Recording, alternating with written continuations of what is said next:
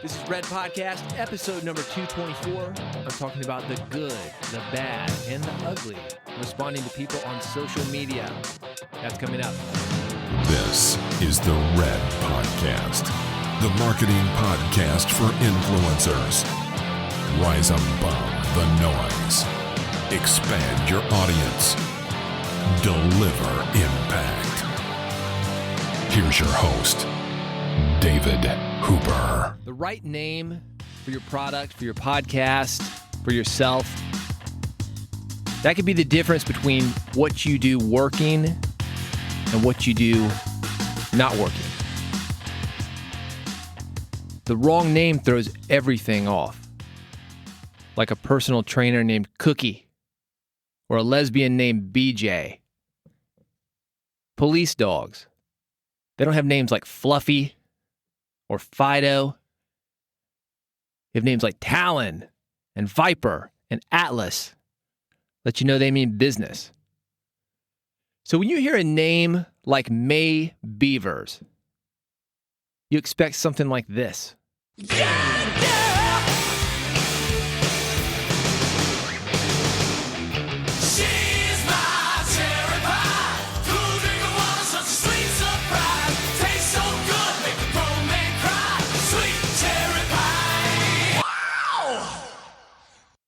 But that's not correct. That's not who May Beavers is. She's actually a state senator, and she's doing just the opposite of what you would think of when you hear the name May Beavers. In fact, right now she's on a mission to formally declare pornography a public health crisis. Here's what she recently said in an interview. My goodness, you can't even look at Facebook anymore without seeing something. Now, when I look at Facebook, I see a lot of political posts. I see a lot of cat videos. I see a lot of videos of cops beating people up. But what I'm not seeing is pornography. And that's probably a good thing. Because according to the resolution that May Beavers is trying to pass, pornography also lessens the desire for young men to marry. It also propagates infidelity. So if I'd gotten on Facebook and seen this pornography before I'd gotten married, I might not have ever gotten married. And now that I am married, I wouldn't be faithful to my wife. So ladies, if you're not married, if your husband is cheating on you, now you know why. What does May Beavers have to do with your business? That's coming up. This is the Red Podcast, the podcast for influencers. I talk about the holy trinity of influence here: books and print media, podcasts, and also broadcasting, and also live events. If you've got a message and you want to spread, you want to make people care about that message, this is the podcast for you. So who is May Beavers? Who better to explain this to us than May Beavers herself? Hi, I'm May Beavers. It's been my privilege to serve as your representative in the State Senate for the past 8 years.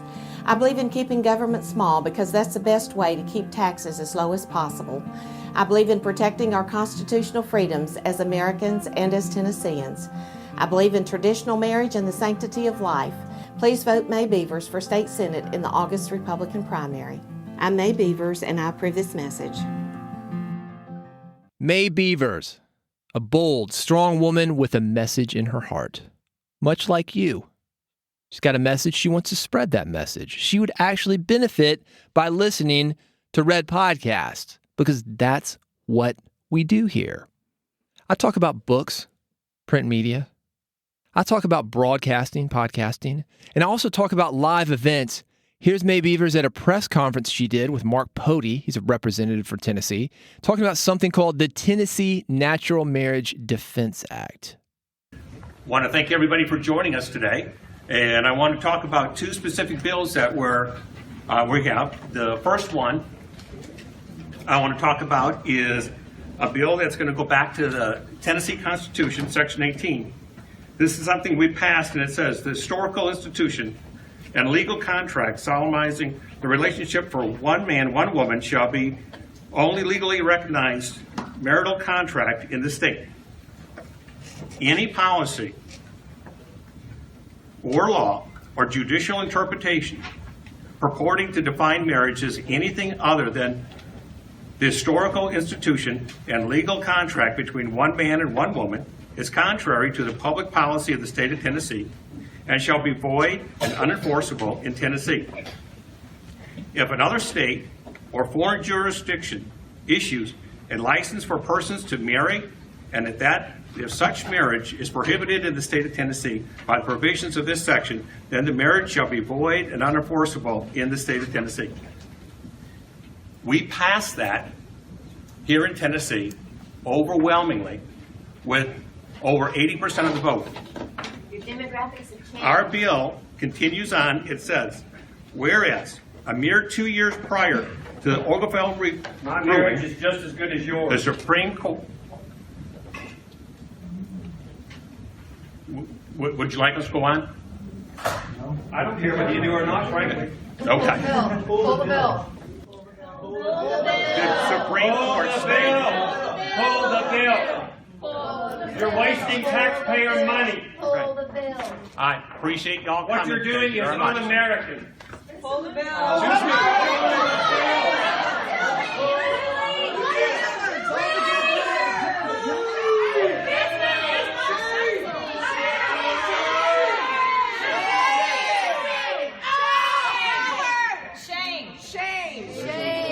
Shame on you. Shame on you.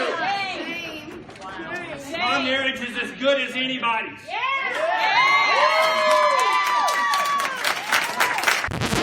Now, you didn't hear May Beavers because she just stood there. And when she and Representative Pody met resistance, they both walked out of the room. And the crowd, you could hear them on this audio, they followed them to their offices. May Beavers is a woman who doesn't handle criticism well. She told the Associated Press that no one should ever be allowed to come up here and act like that, to try to scare our staff, for us to be escorted out of the building. Read the Tennessee Constitution. It says anybody who disrespects the legislator when we're in session should be imprisoned. May Beavers doesn't want to talk with you if you don't agree with her.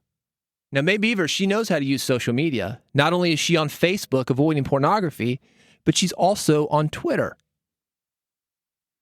If you ask her a question that she doesn't like, she blocks you. Now, I've got a name for this.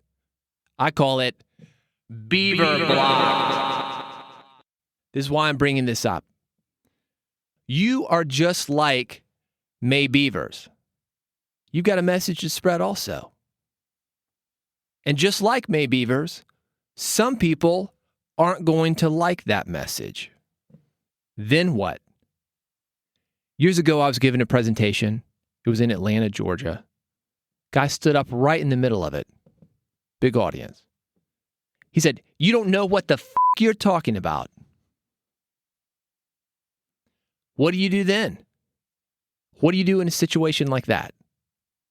The previous episode of Red Podcast, the one right before this one, episode 223, it was a review that I did of an event that I'd attended called Podfest. If you want to check that out, redpodcast.com/223 has it. Once I'd recorded that episode, published it, it was online for people to download. I got on Facebook, miraculously avoiding all pornography on Facebook, went to the Podfest page where people were discussing the event, and I said, "Hey, I've got this review of the event. If you're interested, here it is." And not 5 minutes later, the first response, "I don't know if I should laugh at or be offended by the total lack of professionalism exemplified in this article." What would you do in a situation like that? Now, you've got a few options. One, you can be a dick. And this happens all the time on Facebook. And I could have done that. "Hey, buddy, f*** you and the horse you rode in on." Done. Mic drop. Leave it at that. If you've ever been to a comedy show, you see this all the time.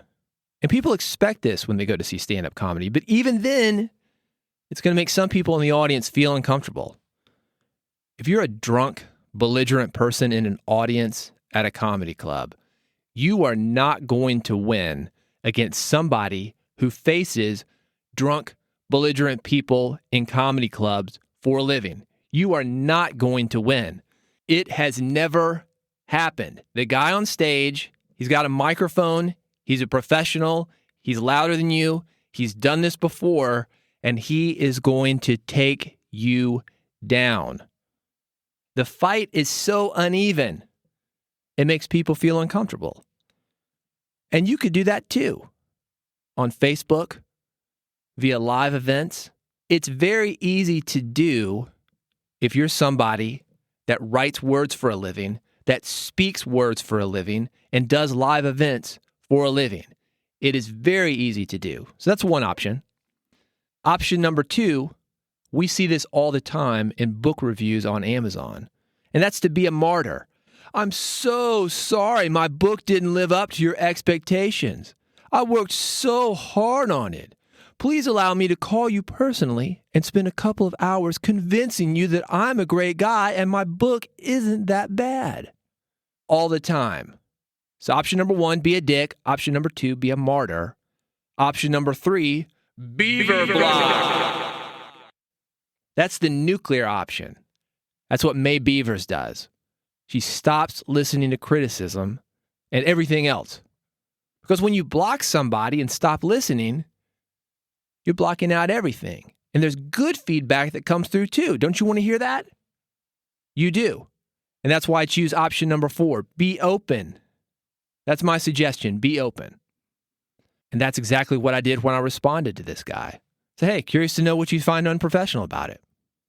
Chances are you've listened to Red Podcast before. This isn't your first episode, but even if this is your first episode and you've made it this far, you know in the limited exposure you've had to me that there are a lot of things about Red Podcast that you may think are unprofessional. You could certainly make that argument. For example, I'm making fun of a lady's name.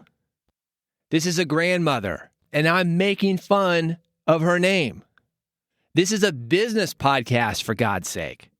You could argue that that's unprofessional.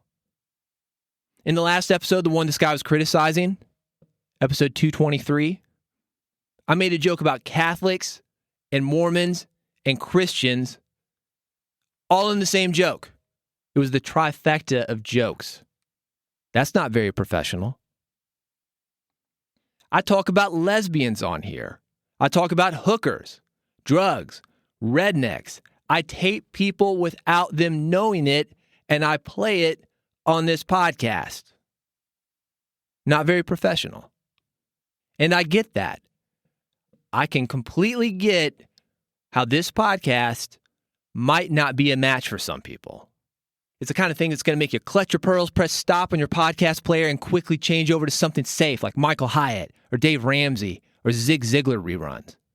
If you want to hear about a winning attitude, polish your shoes, give a firm handshake, or excellence, Zig Ziglar's your man. I've got a couple Zig CDs in my car. Listen to thousands of hours of this kind of stuff. Earl Nightingale, love him. That's not what I do, though. But because it's so commonplace in this genre, and because of that, there's so much of it out there and so many people are used to hearing that, when they hear me, it's a bit shocking. I get it. And I didn't want to shut the guy down, so I asked him, what'd you find so offensive about it? Maybe there's a middle ground. His answer is that he went to my site, redpodcast.com. He didn't like the pop-ups. It wasn't the joke about Catholics, Mormons, and Christians. It wasn't vulgar language. It wasn't any of the stuff that I thought he might be offended by. It was the pop-ups. And that's the lesson. 2 lessons, actually. 1, what we think won't work well, what we think might be a problem, it does just fine. He didn't have a problem with the content. And 2, what we think people won't mind pisses them off. Something like pop-ups, which are on the majority of business-type sites such as Red Podcasts, he doesn't like it. Hey, I don't like it either, but it works. It works. It allows me to get the information to you that you need to help you grow your influence. That's why they're there. Not because I'm a big pop-up fan, but because they work. But here's the real lesson here. And this is why I'm bringing up May Beavers and giving her such a hard time. The real lesson, don't block people. It's hard enough as it is to keep in touch with people and keep connected to them in a way that's going to help them. As you have more and more success in your career, the more and more you get disconnected from that thing that made you successful. In short, it's tougher to relate to the people that you're talking to. I saw this all the time when I was working in the music business. Think about rock musicians. There was a show on MTV, I think it was called Ultimate Fan, something along those lines, kind of a reality show. And the basic premise of it was the ultimate fan got to meet his idols. And I remember there was an episode, I think it was with Metallica, and there was some guy out in the middle of nowhere. He worked third shift at a grocery store, stocking shelves. While he was stocking shelves, there was nobody around. It's the middle of the night. He would listen to Metallica all night. So he wants to win this contest. He wants to meet Metallica. And one day, in the middle of the night, third shift at the grocery store, an MTV camera crew comes in. The guy's got his headphones in. He's stocking baked beans or something. They go up to him. "You're gonna meet Metallica!" This guy was thrilled. "Oh man, I can't believe it. I get to meet Metallica. I'm the ultimate fan." The next scene, he's going to meet Metallica, building up that anticipation. He's super excited. And he goes to the venue where he's going to meet them. And the band finally walks through the door, and they're all in the same room. And it was the most awkward scene ever. You've got this kid. He's in his 20s. He loves Metallica. They're what got him through the tough times. He's stocking baked beans every night, for God's sake. Metallica's the only thing that's keeping him alive. And he's talking to these guys that are probably 20 years older than he is. And they're rich. And they drive nice cars. And they fly private. And they live in mansions. And they have absolutely nothing in common. Completely weird, right? Yet we do the same thing. The more and more success that we have, the more and more we get disconnected from that thing that gave us success in the first place. That's tough. That's going to happen regardless of whether you block people or not. But why would you block people to make it even tougher to connect with them and for them to connect with you? If you're dealing with the public, and May Beavers is a public officer. She is a government official. She was voted in by the people of Tennessee who wanted her to represent them in their interest. Whether you're a person like that or you're a person simply with a message to spread, don't isolate yourself to make it easier on you because you don't like to hear that some people don't like your message. Not everybody is going to like your message, but as an influencer, you need to be ready for that. Don't focus on those people. Focus on the people that want to hear more from you, that want to stay connected with you, and can keep you connected to what made you successful in the first place. If you don't do that, that's how you become irrelevant. So keep those lines of communication open. If you really want to be effective at doing this, sit down with people. Have those small focus groups. Meet face to face. Sit across the table from them. It's the absolute best way to make sure you stay relevant. Next episode, I'm going to continue this discussion. I've actually got a secret mission that I can't talk about, but it'll be over soon enough. You're going to want to tune into this. Make sure that you don't miss this. That's all I can say about that. And to make sure that you don't miss it, make sure you subscribe to Red Podcast. Go to redpodcast.com.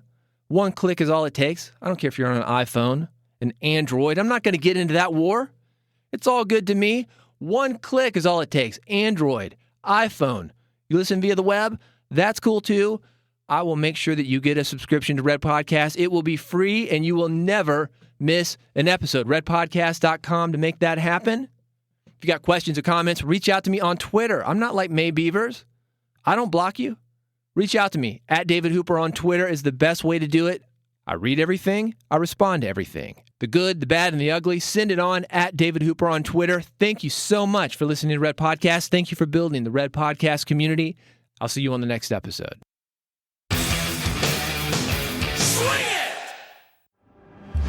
You've been listening to Red Podcast, the marketing podcast for influencers. Never miss an episode. Subscribe now with your iPhone, Android, or via RSS at redpodcast.com.